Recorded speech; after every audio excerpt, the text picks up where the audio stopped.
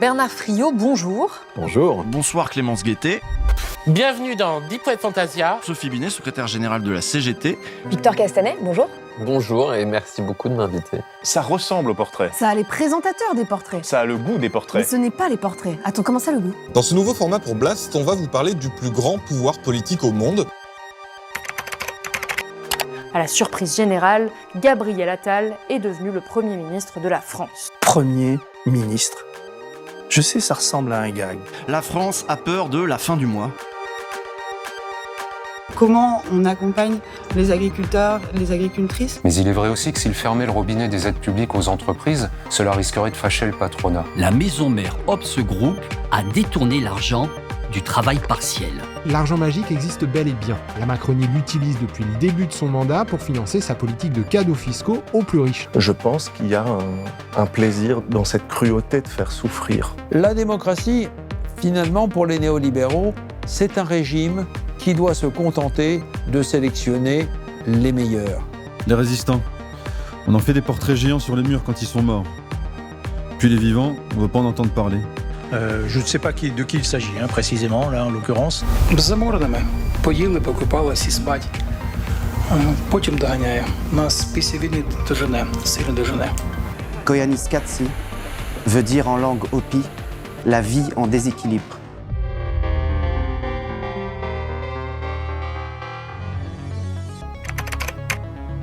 C'est l'homme le plus puissant d'Israël. I, the Prime Minister of Israel, care more about Palestinians than their own leaders do. Israël, la seule démocratie du Proche-Orient, un îlot de progrès et de rationalité entouré du monde barbare. C'est un discours qui fait sourire les trois quarts de la planète. Une belle propriété en pleine nature, sur un territoire occupé illégalement en Cisjordanie, est-ce que ça vous intéresserait ?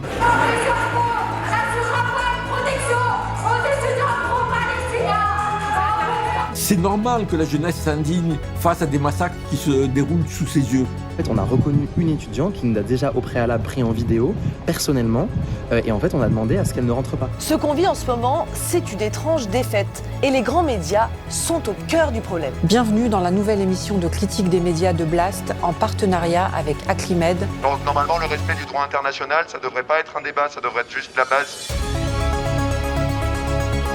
Et les poursuites pour apologie du terrorisme vont effectivement se multiplier. Là, vous tombez des nues, quoi. C'est un sketch. C'est pas possible. Cette longue séquence, qui continue encore aujourd'hui, restera dans les mémoires comme un véritable naufrage des médias dominants. Aujourd'hui, depuis 10 ans, on assiste à cette résurgence en fait, de dispositifs répressifs, précisément parce qu'il y a une crise de la domination impérialiste. Non au dégel du corps électoral. C'est une situation coloniale presque caricaturale. C'est une situation qui, en 2024, paraît anachronique. Pour ces seuls et uniques faits, avoir exercé son métier, elle a été interpellée par la police, placée en garde à vue. Il l'a fait. Hier soir, à 21h, le président Emmanuel Macron a annoncé la dissolution de l'Assemblée nationale pour redonner la parole au peuple. Le RN propose une articulation qui noue questions sociales et questions raciales. Il faut proposer une alternative qui noue aussi ces deux questions, me semble-t-il. Si la gauche est capable de faire ça, elle peut l'emporter dans 3 semaines et on peut avoir une alternance. Souvenez-vous, Emmanuel Macron a tracé un signe égal, très clair, entre ce qu'il qualifie d'extrême gauche et d'extrême droite. Et donc, il a toujours instrumentalisé l'extrême droite. Le cœur de leur idéologie, c'est un projet de régénération nationale, civilisationnelle, par purification. Et que pour certains, sa victoire ou non est une question existentielle puisqu'elle changerait profondément leur vie. On a toujours subi en fait les premières répressions en premier, on a toujours pris les coups en premier. Avec l'extrême droite, ça va être encore pire. Mais au moins, on sera tous dans la merde tous ensemble, je me dis des fois. La responsabilité de ceux qui ont diabolisé la gauche est énorme. 1, il ment. Il a perdu. 2, il dit c'est jamais de ma faute, en gros je suis toujours irresponsable. Il a encore perdu. Et 3, mais c'est moi qui décide.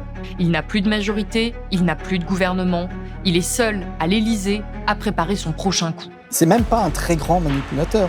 Quand on voit la phase post-élection de la gauche, il est grossier. Sa manière de jouer la montre, de recevoir en premier le NFP pour faire croire qu'il est honnête, de leur expliquer « Oh, c'est bête, il n'y a pas de majorité suffisante pour vous soutenir, il y aura censure, j'en suis vraiment désolé. » Enfin, je veux dire, les gens qui sont en face de lui... Mais pourtant, ça... Mais parce qu'il a le pouvoir. Bah oui, parce qu'il a le pouvoir. Rendez-vous compte, le mois de juin a été le plus chaud jamais enregistré dans le monde. Et on peut voir que les CRS avancent aussi. Et continuent de gazer. Il faut quand même regarder les images. Quand vous avez ces déferlantes d'eau, vous ne pouvez strictement rien faire. C'est pas une question de comportement individuel, c'est pas une question de culture du risque. Et aujourd'hui, je peux vous raconter la prochaine catastrophe. Je peux vous raconter le prochain bouc émissaire. On va continuer visiblement dans cette politique que moi j'appelle la politique du pire, où on va droit dans le mur, où on considère Mayotte comme un îlot de France posé là dans l'océan Indien. Alors qu'en réalité, il faut changer de focale et il faut se rendre compte que Mayotte est un territoire que l'on a arraché à son environnement naturel. Ces viols, il faut les comprendre non pas comme le produit de quelques hommes déviants, mais aussi comme toute une société, une culture qui permet que ça arrive. Ce jeudi 5 septembre, après avoir laissé le pays pendant 51 jours sans gouvernement, Emmanuel Macron a nommé Michel Barnier au poste de Premier ministre. Ce sera du sang, des larmes et des coups de fouet. Il va donc falloir trouver 60 milliards d'euros et vite pour pouvoir établir le budget de l'année 2025. Ce n'est pas la France qui n'a pas dit son dernier mot, c'est la fronde. Et la motion de censure déposée la semaine dernière par la gauche a finalement été adoptée. Tu dégages, voilà. Bravo, champion. La campagne aux États-Unis est déjà particulièrement violente, avec déjà 2 tentatives d'assassinat contre Trump, ce qui est inédit dans l'histoire récente du pays. Pour Trump, ça dit aussi quelque chose de l'Amérique, ce coup de feu, cette guerre froide rampante entre 2 camps inconciliables qui se voient chacun comme le mal absolu. C'est pour ça qu'il est si urgent pour la gauche de proposer de véritables mesures.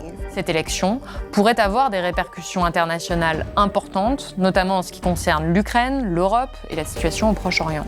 Là, ça fait presque 10 mois qu'on vit un génocide en direct à Gaza. Tout cela avec un but stratégique d'empêcher la création d'un État palestinien.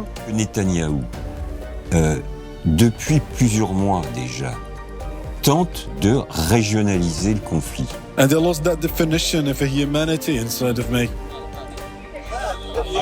I turned into such a zombie, a creature that you cannot even feel. And controlling the narrative is very interesting these days. Et maintenant, qu'est-ce qu'on fait en fait ? Moi, c'est une question qui me hante. La question de la criminalisation, la question du soutien, la manière dont des personnes sont violentées, silenciées, menacées. Les récentes violations du droit international d'Israël mettent au pied du mur les États et poussent le monde occidental tout entier dans ses retranchements et ses contradictions les plus profondes. L'Occident est face à sa propre barbarie. Ce qui est certain, c'est que cette histoire que nous vous avons racontée est loin d'être terminée.